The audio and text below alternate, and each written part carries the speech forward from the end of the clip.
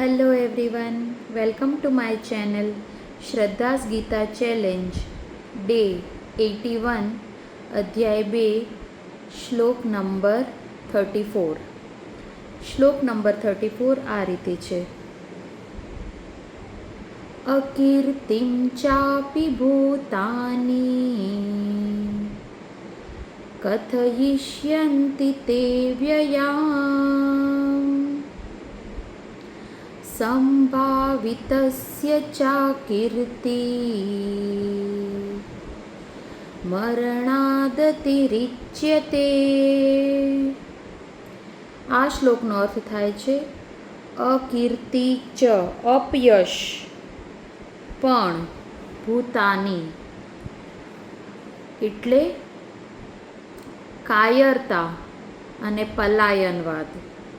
અપકીર્તિ અપયશ લોકો તને અપયશ ભૂતાની કહેશે. જે ભૂતાની કથ અકીર્તિમ ચાપી ભૂતાની કથયિષ્યન્તિ તે વ્યયામ લોકો તારી નિંદા કરશે, તારી વાતો કરશે. બરાબર છે. કથ એટલે કહેશે, યયમ પછી કથયિષ્યન્તિ તે વ્યયમ સંભાવિતસ્ય ચાકીર્તિ. સંભાવિતસ્ય એટલે સન્માનિત લોકો માટે,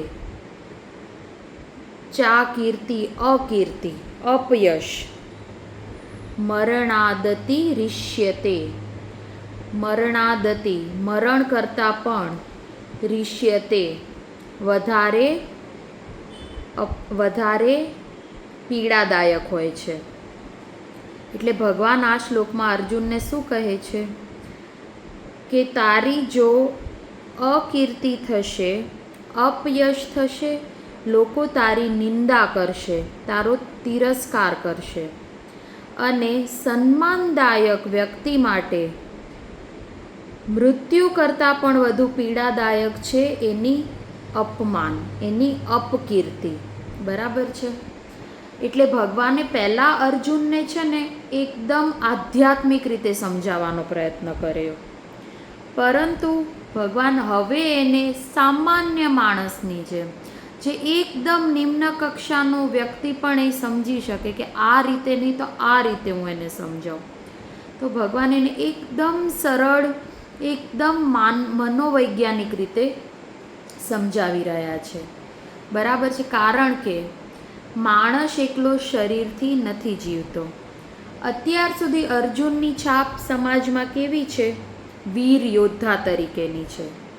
એને બધી જગ્યાએ સન્માનપૂર્ણથી જોવામાં આવે છે, એને સન્માન આપવામાં આવે છે જ્યાં જાય છે ત્યાં. એક મહાન ધનુર્ધારી યોદ્ધા તરીકેની એની અત્યારે સમાજમાં પ્રતિષ્ઠા છે. જો તું દયા કે કરુણા દાખવીને યુદ્ધ નહીં કરે ને તો તને લોકો દયાવાન નહીં કહે, પરંતુ તને કાયર કહેશે. તને બધા દોષ આપશે, બધા તારી નિંદા કરશે. આવું ભગવાન અર્જુનને કહી રહ્યા છે. અને આ તારી નિંદા, જે આ પલાયનવાદ, જે કાયરતા છે ને, એ થોડા દિવસ માટે નહીં હોય, પરંતુ ઇતિહાસમાં પણ તારું નામ કાયર તરીકે જ ઓળખવામાં આવશે. લોકો તારી વાતો, આગળની પેઢીઓ પણ તને આ રીતે જ ઓળખશે. બરાબર છે. ભગવાન એને આ સ્પષ્ટ રીતે સાચું સત્ય બતાવી રહ્યા છે. બરાબર છે.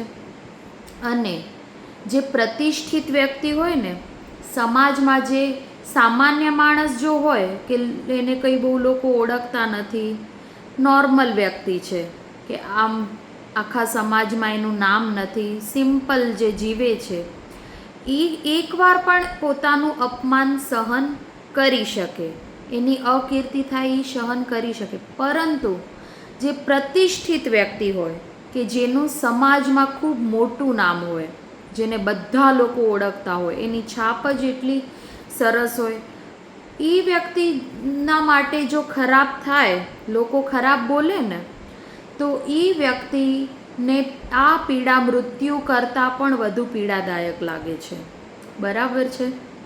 એટલે ભગવાન એને કહે છે કે તું પ્રતિષ્ઠિત વ્યક્તિ છે, તને તો આ પીડા ખૂબ જ મૃત્યુ કરતાં પણ તને વધુ પીડા આપશે.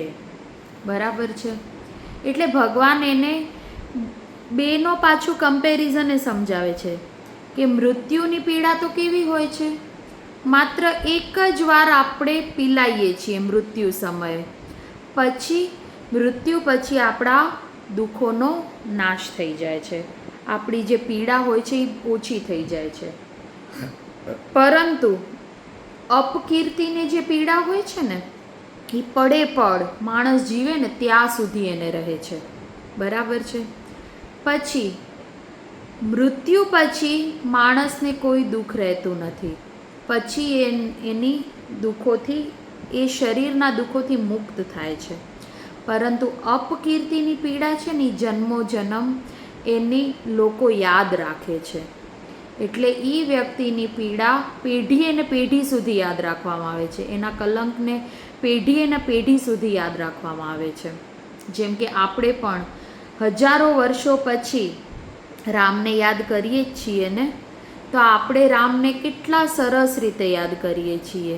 એમની કીર્તિ હતી, એ રીતે મર્યાદામાં જીવેલા, મર્યાદા પુરુષોત્તમ તરીકે એમને એમનું કામ કરેલું છે. બરાબર છે. જ્યારે એ જ રીતે આટલા વર્ષો પછી કૈકેયી માતા જે ખૂબ સારા જ હતા, પરંતુ એમની એક ભૂલના કારણે અત્યારે પણ કૈકેયી શબ્દ આવતા આપણને ખુશી નથી થતી હોતી, ઉત્સાહ નથી આવતો હતો, આપણને થોડી નેગેટિવિટી આવી જાય છે એ કેરેક્ટર માટે. બરાબર છે. એટલે માણસનું એક પગલું, જે પ્રતિષ્ઠિત વ્યક્તિનું એક પગલું લોકો પેઢીઓને પેઢી સુધી ઇતિહાસમાં લખાઈ જાય છે. બરાબર છે. આપણે કોઈ પણ માતાનું નામ નોર્મલી કઈ જોયું છે અત્યારે? કારણ કે લોકો એવા નામ રાખતા વિચારે છે કે એવું જીવન જીવેલા લોકોનું કોઈ નામ રાખે છે. સમજ્યા? એ રીતે આ ભગવાન એને સમજાવે છે. બરાબર છે. અને મૃત્યુનો દુઃખ તો આપણે કહીએ ને, મૃત્યુની પીડા તો શરીરને થોડી વાર પૂરતી, એ ખાલી શરીરને જ અસર કરે છે. પરંતુ અપકીર્તિની પીડા છે ને માણસના આત્માને હણી નાખે છે, એનું મનોબળ નબળું પાડી દે છે. બરાબર છે. એને બધી રીતે બહુ જ નાનો માણસ ફીલ કરે પોતાની જાતને, આમ કે આના કરતાં મૃત્યુ સરળ છે, અપકીર્તિની પીડા કરતાં મૃત્યુ સરળ છે, એવું પણ માણસ વિચારવા માંડી જાય એકવાર. એટલી એની પીડા કહીએ ને હણી નાખવાવાળી હોય છે. બરાબર છે. અને આપણે એકલા શારીરિક શરીરથી આપણે એક જીવતા નથી, પરંતુ આપણો એક અહંકાર બી છે, આપણે એક પ્રતિષ્ઠાથી પણ જીવીએ છીએ, એક આપણી સમાજમાં ઓળખાણ છે, આઈડેન્ટિટી છે. બરાબર છે. આત્મ સન્માન છે આપણને. બરાબર છે. તો જ્યારે આપણને પ્રતિષ્ઠિત વ્યક્તિને અકીર્તિ મળે ને ત્યારે એનું એક સામાજિક મૃત્યુ જ થાય છે. બરાબર છે. સમાજ એનો તિરસ્કાર કરે છે, ધિક્કાર કરે છે. એટલે આપણને આ શ્લોક શું સમજાવી જાય છે કે કોઈ પણ પરિણામનો આપણે જો હિંમતથી સામનો નહીં કરીએ અને જો આપણે પરિણામ છોડીને ભાગીશું તો આપણે પણ કાયર જ કહેવાઈશું. બરાબર છે. આપણી પણ અકીર્તિ ચોક્કસ છે જ, જો આપણે હિંમતથી સામનો ના કરીએ તો. અને બીજી વસ્તુ શું સમજાવી જાય છે કે હંમેશા ડિસિઝન લેતા સમયે કે કોઈ પણ પગલું લેતા પહેલાં 100 વખત વિચારવો જોઈએ કે મારે પરિણામથી ભાગી જવું છે કે હિંમતથી એનો સામનો કરવો છે. અત્યારે અર્જુન 100% ભાગી જવાની ગણતરી એ જ હતા ને જ્યારે આપણે પહેલો અધ્યાય કરી રહ્યા હતા. તો ભગવાન એને સાચું સમજાવે છે કે તારે હિંમતથી એનો એટલે કોઈ પણ પરિસ્થિતિનો હિંમતથી સામનો કરવો ને એનું પરિણામ હંમેશા સારું જ હોય છે, હિતકારી જ હોય છે. એ વાત 100% સાચી છે. સત્યની હંમેશા જીત છે, કઠણ વસ્તુ છે.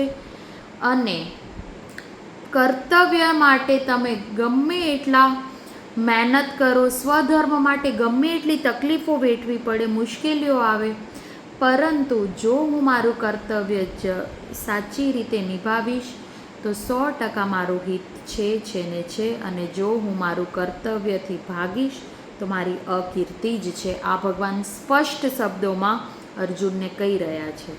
તો તમને આ શ્લોક કેવો લાગ્યો? ગમ્યો હોય તો ચોક્કસ લાઈક કરો, શેર કરો અને સબસ્ક્રાઈબ કરો. Thank you.